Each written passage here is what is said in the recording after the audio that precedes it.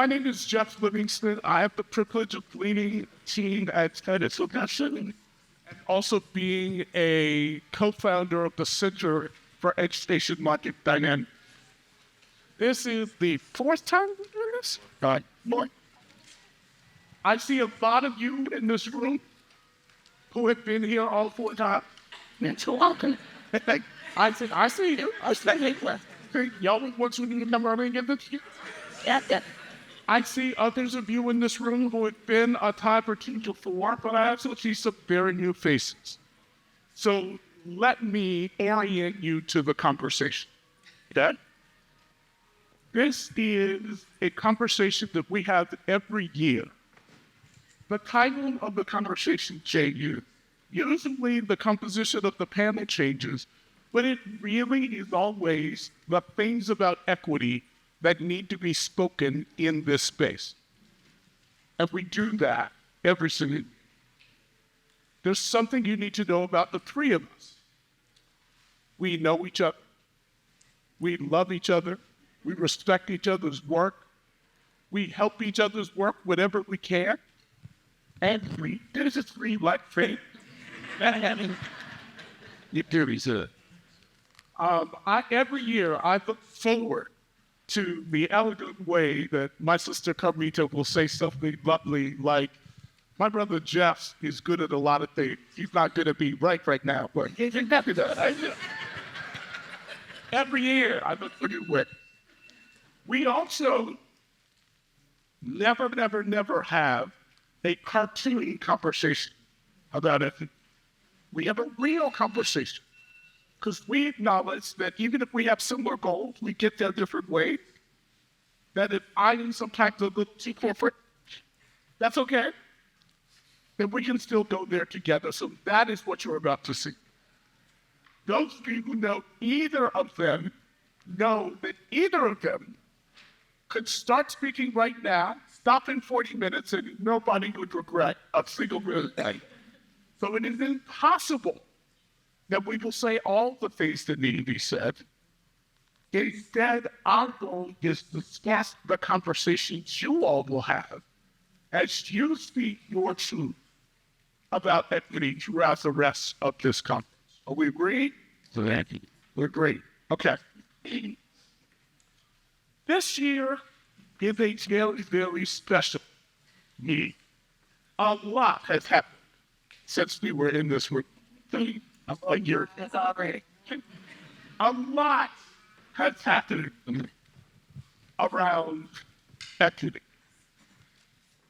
Carmita, I've heard someone on television after a boat crashed into a bridge in Baltimore, called the mayor of Baltimore the DEI leader.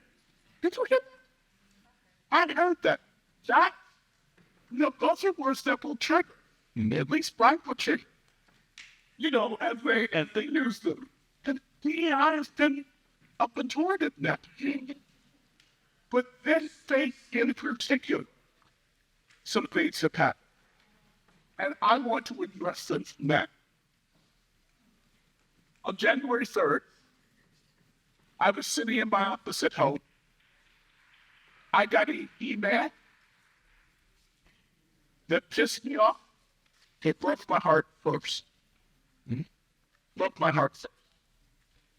That email was from someone I had known for 30 years and considered a friend for the vast majority of those 30 years. And the email was attached to a posting, and that email came to me and several other people.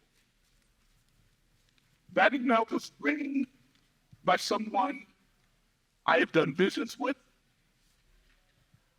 by someone who was a leader in the organization that created this conference.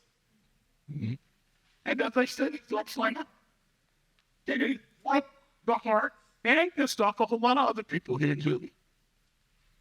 I was afraid to use the sentence to get me apart. The rock is far wider than Harvard And hopefully, this signals the beginning of the end of the phony DEI movement. A friend of mine wrote that sentence and emailed it to me so I wouldn't miss. A lot of other people who got it say email considered boycotting this company. There were other people who said, oh, this should be handled privately. And a lot of us have had some private conversations with the officers there. But I knew then that this would be a different panel this year. And it should probably just be the three of us this year. Because if we ignore that, then we would be saying that this is a space that others created and invited us into. Well, God, this is a co-created space that we have functioned in. And so it matters that my feelings were hurt. It matters that I did this stuff. And we have done the work, those of us who have been coming to this conference for a long time, to be able to say the thing about and to get through it. And that is our intention today, to say those things. So as we get started, I have invited both of my dear friends who also know that email in detail to talk about how they felt, what it did to them, why you came anyway, whatever you want to say about it. But as moderator, I'm going to start and talk personally about how it felt to me. I've already described the author as a friend. I know he did not wake up on January 3rd and say, what can I do to make Jeff Livingston feel like I just kicked him in the sensitive bits? I know he did not say, how can I correct Jeff? I know he did not say that. Turns out that you don't have to intend to do that. And he did. And he also did it really tough about it.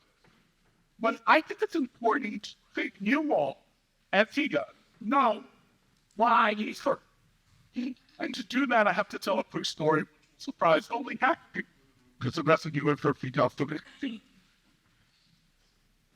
My grandmother, Audrey Livingston Edge.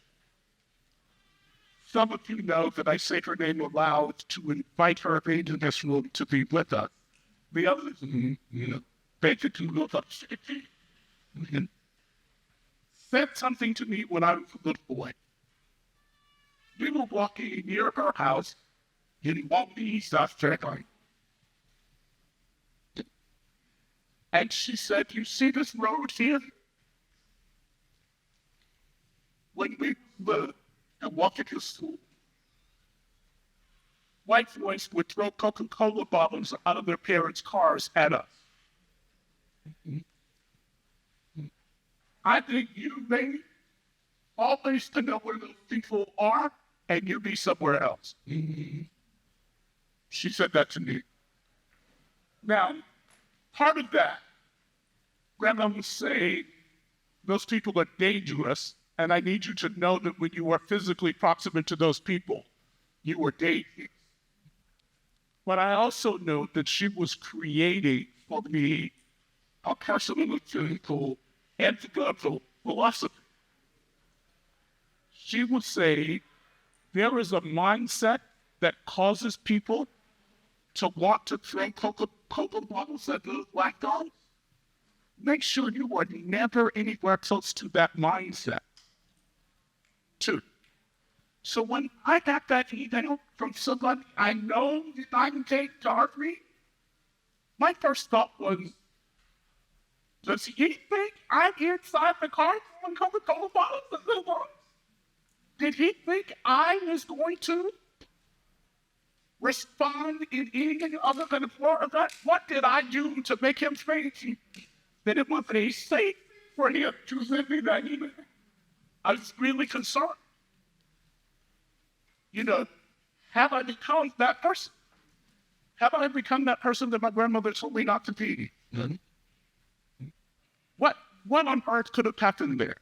Again, That's broke my heart because it made me wonder if the things he was saying about Claudine Gay, whom I also know and respect, is what he has thought about me for 30 years. Because she, just like I, bought into it, figured out where the hurdles were, jumped over all of them, achieved a level of success that no one in her family had done before. And in the article she posted along with that, another person said in the same paragraph, I have no idea how a Harvard president is chosen, and Claudine Gay was not qualified to be president of Harvard. In the same paragraph, you don't know what you're talking about. Neither a black woman can't be qualified to be president of Harvard. And I'm like, so does that mean that this black man is also not qualified? What does that mean? So again, the person who wrote that did not need to put me, but did. And so we who are in this space, we who have been proudly in this space for many years, owe it to what we have co-created to say the things out loud, and that's my version of doing that. I will now ask my dear sister Carmita to say what she needs to say about it.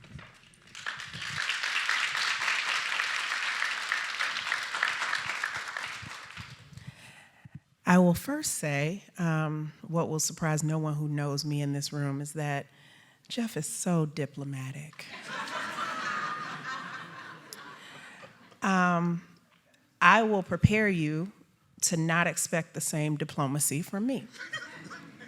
Because I don't know that you didn't mean to hurt me. That is a level of grace that I don't extend. I'll stop there.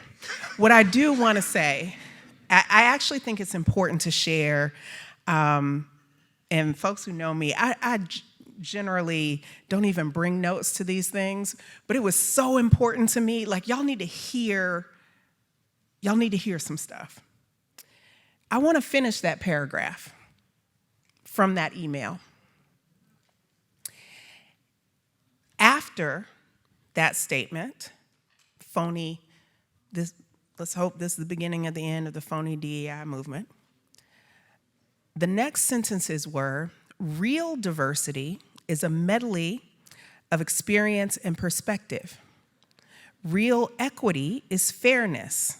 It aspires to provide equal opportunity for all. Real inclusion is colorblind. What, was anyone triggered? And is a key ingredient to civilizational flourishing. Y'all heard me, right? So I had to read that to you to explain to you how I felt. That language was parroting the exact same language that I heard 10, 12 years ago when I dared say that I had a vision of pouring into leaders of color to ensure that we had proximate leadership in spaces to drive institutional and systemic change for the babies, communities, families we care about. Specifically, I was asked questions like, well, isn't that reverse racism? Y'all, this wasn't in grandma's day and age. This was 10 years ago. So let me be real clear. I was not shocked. I was furious. I was disillusioned. But I also thought, you are who I thought you were, which is disappointing, deeply disappointing. And when that you is not about that individual for me. What I thought is the curtain has been pulled back. The emperor has no clothes. And in a momentary lapse of good sense, you have shown me what you really think. And the reason that is dangerous is because we are sitting here, and we can get to this later, in the midst of an $80 billion industry that has been built on the backs of our babies and our communities. And we were all kind of comfortable with it because we believed that while your focus may be capital, that something underneath that really was aligned with the values that we share. It really was connected to your belief in the brilliance and beauty and genius of our babies and all of these things. We didn't know if it was true, but we hoped. And in 50 clicks, you shared with me what I kind of already knew in my gut, but I could no longer make a presumption about that and instead had to sit with that fact. Now, I'll finish the story by saying 2 weeks later, there was a whole, would we call it apology? I don't know. Y'all, it was like an SNL skit. It had an MLK quote, a picture of me with some black people. Oh, but I played sports. Look at all my friends of color. And I thought I was poor growing up, just like you. I'm not making this up. For those of you who know, none of that was, I didn't make up any of that. In fact, I made it sound nicer than it actually was. So my response, some of you in this room were on my initial response, which was, we ain't going to that shit. You gonna stop tokenizing us, asking us to bring 100 people with us so you can just say, look how much we care.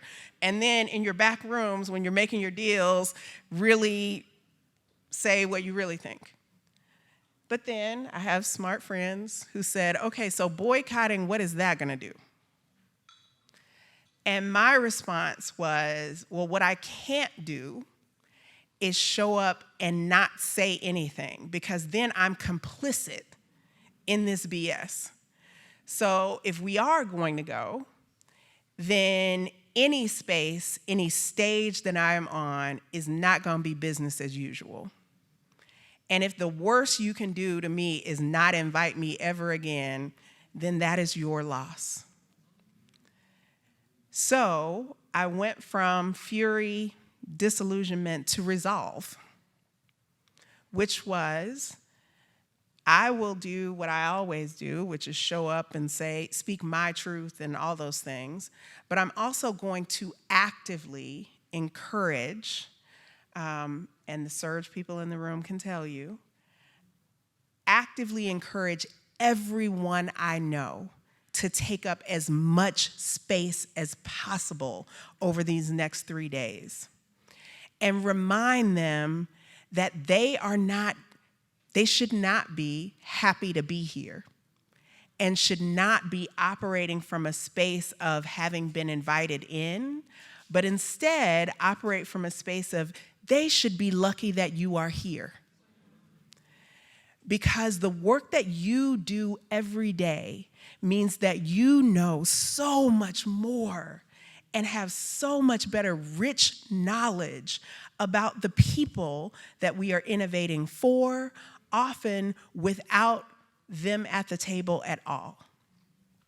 So I encourage, not only are we going to show up, but we're going to show up and we're going to say the thing. We're not going to pretend that it has not happened. We're going to do so boldly and with our chest. And we are going to encourage people in every single space to have the same confidence that we have in this room.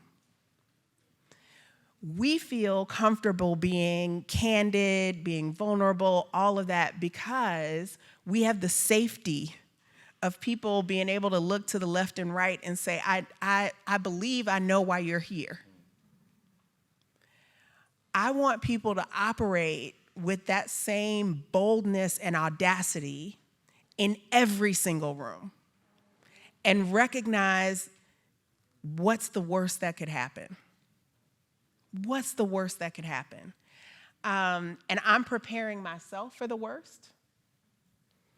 I'm preparing those who I have the pleasure of serving for the worst, because I would rather you shun the real version of me than to accept a watered down version that I cannot maintain.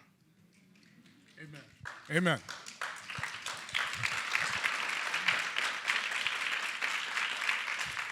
Sharif? Yeah, that's why I didn't want to sit on this side, you know. He kicked me out, but y'all saw that, right? I was sitting over there, he kicked me off. But no, you know what? So I was not on that email. And when we had the discussion and he shared it, you know, that was my first reaction was like, well, why are we going, you know? And even before that, I really thought, you know, those who've been here before know that each time there's space that's required and needed, and we continue to be in a, you know, a room that limits the possibilities.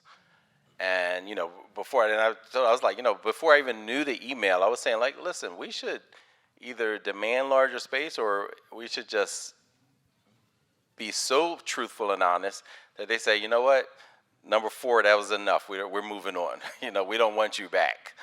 That kind of thing. That was before I got the email.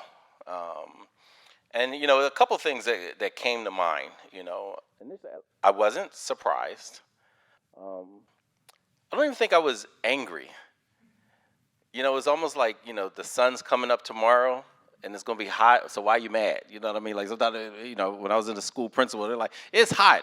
I'm like, it's July. Shut up. It's like, I don't want to hear that every day of all summer. It's hot. Like, it's coming up, sure enough. And so that's one part. So I think it's, you know, I had like just this kind of measured, you know, still like, you know, like what? But at the same time, it also reminded me why the very push against DEI is the very reason for it. And, you know, for people unable to connect those dots. And this is why when like people like Stokely and so many others said, we weren't, you know, because a lot of times people are you just imagine Walter, well, a lot of you probably don't even know who Walter Cronkite is, but he was Barbara Walters beforehand, right? Like, he was the America's News guy. They don't know her. They don't know either. Who? I want to say Gail, but she just said she was rooting against, you know, my girl. You know what I mean? So I don't even want to call her name. You know, rooting against, you know what I mean, darn. You know what I'm saying? Like, that's crazy. But anyway, the folks who were watching the news back then, before the social media news, America watched the news. And the person who was watching it, they were always talking about what black people wanted, what brown people wanted. Here's what the Mexicans are doing. Here's what they're fighting for. Here's what they really want. Here's how we should appease them. That was generally the rule. And it was Stokely Carmichael and many others like, yo, dog, we not fighting for integration. We ain't fighting for segregation. We fighting to end white supremacy in all its forms, in all its tenor, in all the tones that it comes out of. It's like, that's where, like, and they would constantly miss what the root of all of this resistance was about. And this is why you get the superficial solutions. And I shared this before. That's like, you know, the tree tearing up the foundation of your house, and you prune the branches and think you solved something.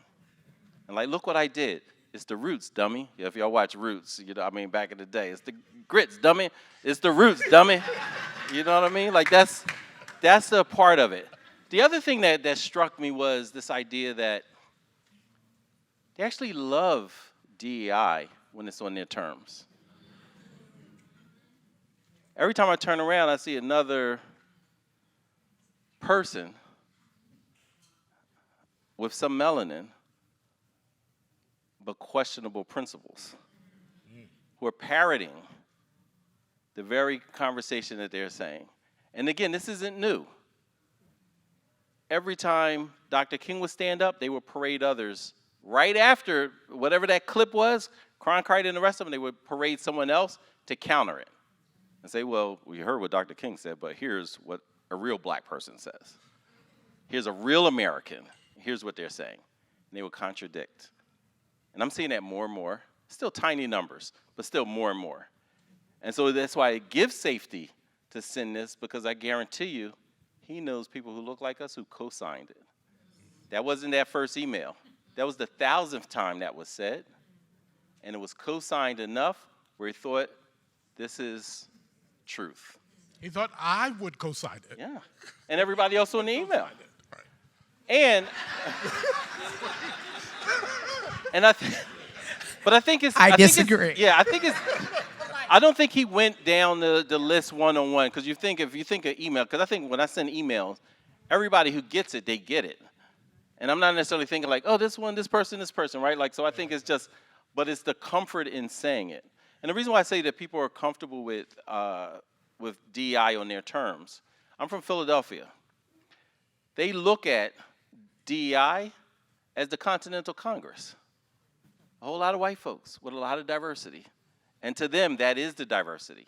In that room where they're determining what's going to happen to this land and to the people, land and labor, they had enslavers, they had farmers, they had non-enslavers, they had people from England, they had people from, Northern England, Southern England, they had multi-generational.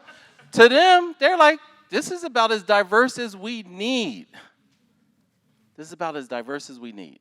That is their term for DEI. So when you shake that paradigm of what DEI, should be, because even when you say like the definitions that he gave, you can't really believe that and not apply it to, because I can guarantee you the people in this room, he's like, oh, it's different perspectives. The different perspectives are here. You've actually been in a bubble. You don't have the different perspectives. Thank you both. Thank you. So, I believe this is an important conversation. Sharif was talking about the founders and what they did in Philadelphia those centuries ago. We often talk about it as an experiment, but we are entering a new experiment. We are about to find out if it is possible for a multiracial, multi-ethnic democracy to exist when there is no numerically dominant ethnic group. There is one shot on this planet for figuring out whether that will work, and we are in it right now. We have to figure out if we can live together on things other than ethnic competition. We have to figure out how to do that. There are people who don't want to do that. Very prominent people who don't want to do that. We are not among them. We want to figure this out. And so I will say this. In support of that goal, of a multiracial, multi-ethnic, full democracy in which no one is numerically dominant, the next time there is a panel on diversity, on equity, on inclusion at this conference, it should be on the main stage where everybody can hear.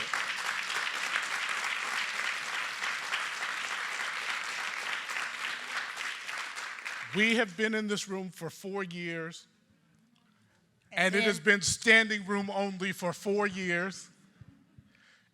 Don't forget when they then sent us up to the little corner on the 32nd floor. Some of y'all were there. I'm trying to forget. Yeah. Right.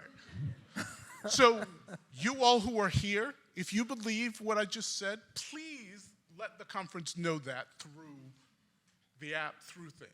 let's have this conversation where everybody can hear it. Okay, now let's move on to some other stuff. That's still related, but we're going to move on. You both run organizations that do good work, that's dependent upon your raising philanthropic funds to get that work done. And the issue we just talked about is not the only instance of this DEI backlash. Did I say blacklash? See, I invited my grandmother into the room and she put it in my mouth. It's not the only instance of this. How do you, as leaders, plan to continue the good work that you both have been doing in the face of some of the people who have supported you in the past not saying the same things they said in the past and not being comfortable doing that? How do you plan to do that in ways that the people here who have to face that can learn from? So I start from a place of acknowledging some privilege. And there are some people in this room, I'm looking at Stacy Childress, who have known me a really long time and can tell you anything that I say that is controversial, that is whatever, I promise you I've been saying the same thing for 20 years. I say that to say that there's actually privilege that comes along with that. When you have actually never contorted yourself to be palatable, people already know what they're getting with you. Now, that shuts me out of some spaces, but I am very clear that they are not my spaces.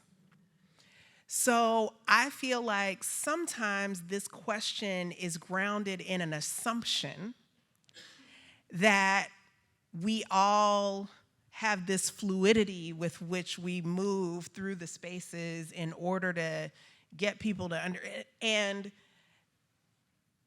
the truth of the matter is, it is a slippery slope. When you start doing that thing, I won't get into my conspiracy theories, but I have plenty. But you are delivering a message about your willingness to relinquish power in order to achieve whatever goal it is, whatever that is. So for me, I am wed to the work. I am wed to the people that I unapologetically serve. And I will not compromise what we do in order to serve them. I won't talk about it in a different way. I won't use different language. And what I'm very clear about is that means at some point people may say, no, we won't actually support you. We may not fund you. We may not do those things. And I have to be okay with that. I talk to my team very directly about this. Folks probably like, we need to go work somewhere else. She don't care about us. But the truth of the matter is, we can't do what we say we do with good conscience and be willing to say, oh, okay, yeah, we won't talk about folks of color. We'll do like that. We can't be that. So I respect and understand that that is a privilege that I carry in the space because that compromise wasn't made at the beginning. So we are gonna live out loud and attract our people and be okay with the fact that that means we're not for everyone. The final thing I'll say about this is, and I hope everybody, nothing we are experiencing is new. This is the beauty of growing up in Birmingham, Alabama, with my aunts and uncles and like being on the front lines of things that I could never imagine. But saying to me just this past weekend, oh, you realize this is just the 4.0 version of the same thing that we've experienced. Like, these are the books that got banned when I was in high school. And while we can moan about that, that actually makes me sit up taller, because I was built for this. You were.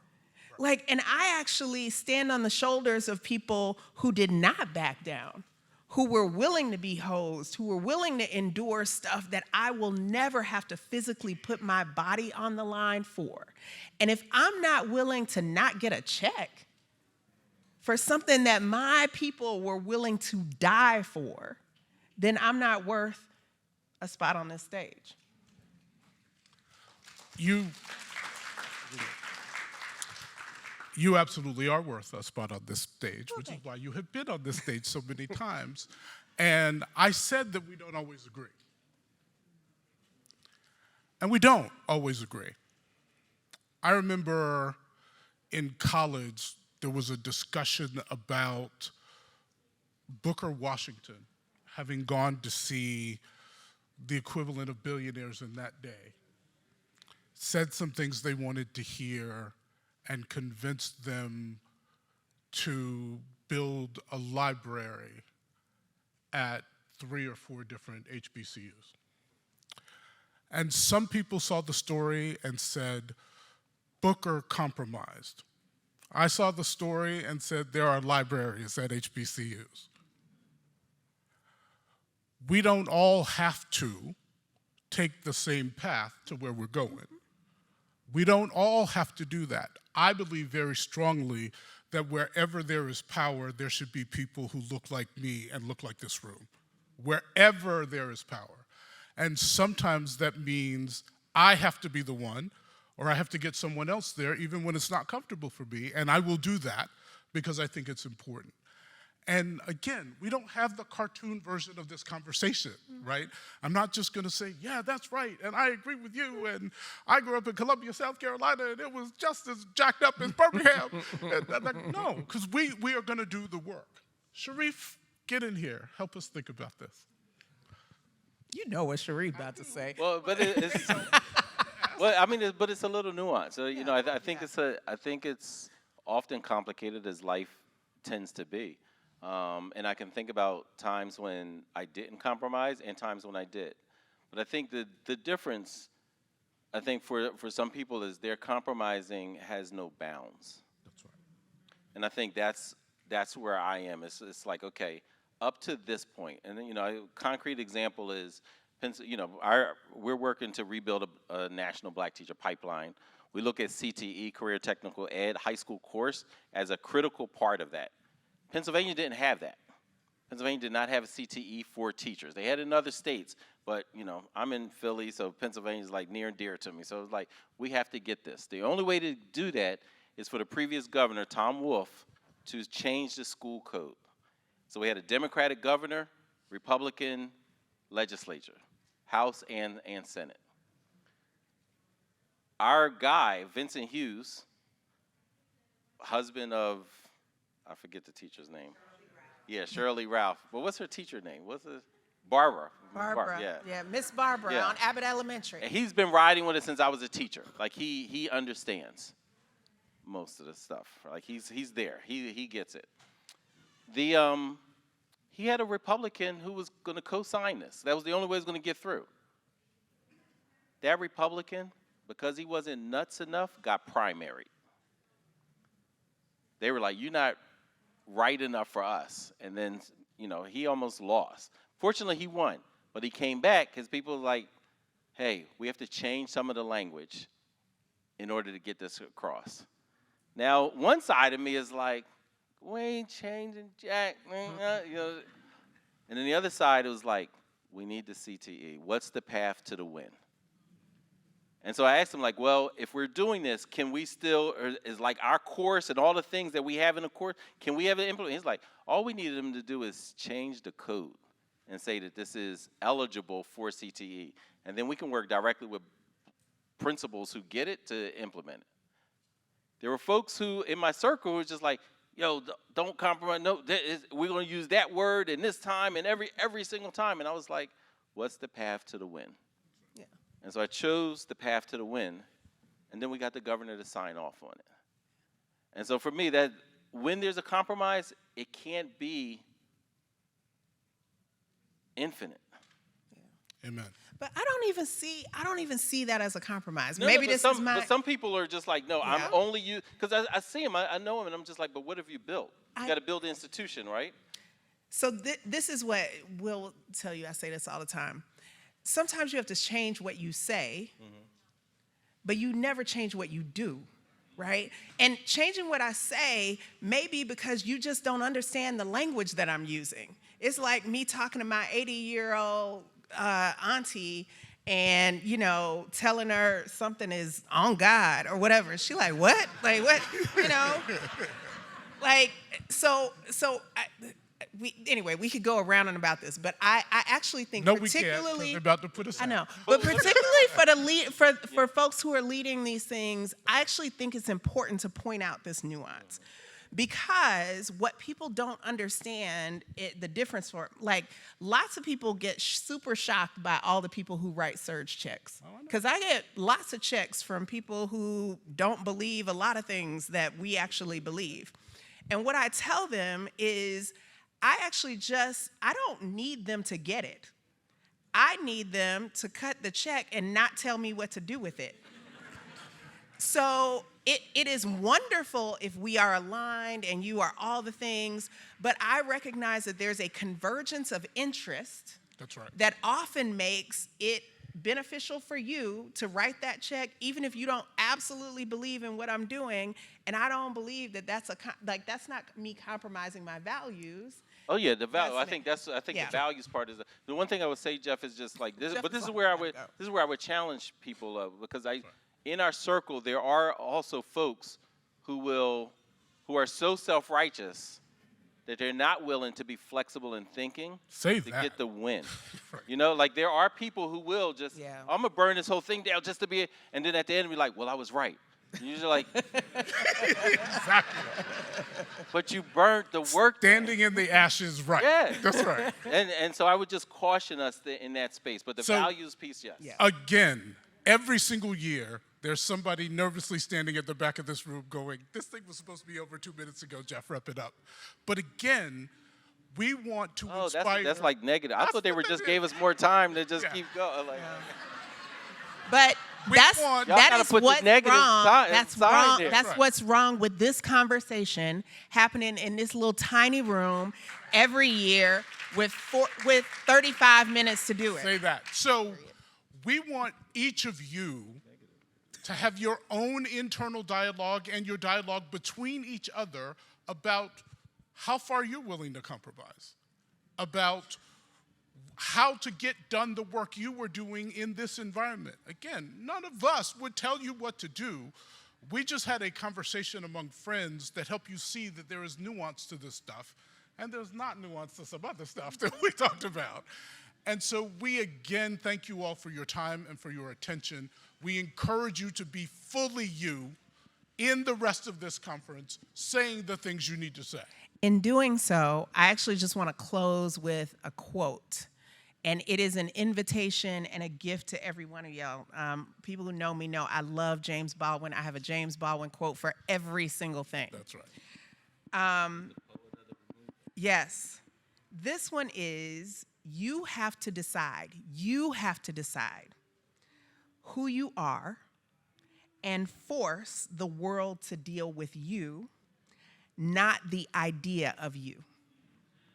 And in this moment and in this conversation, that is the through line. Who cares what their idea of DEI is? Who cares what palatable version of what you do folks want to promote? You know who you are. You are the one who has to look in the mirror. You have to force the world to deal with that version of you. You will lose people, but those were not your people. Amen. And you will do your best work by building people around you who see you, who will support you, and who will amplify and elevate those that you care most about. Amen. Thank you. Please join me in celebrating. Wonderful panel.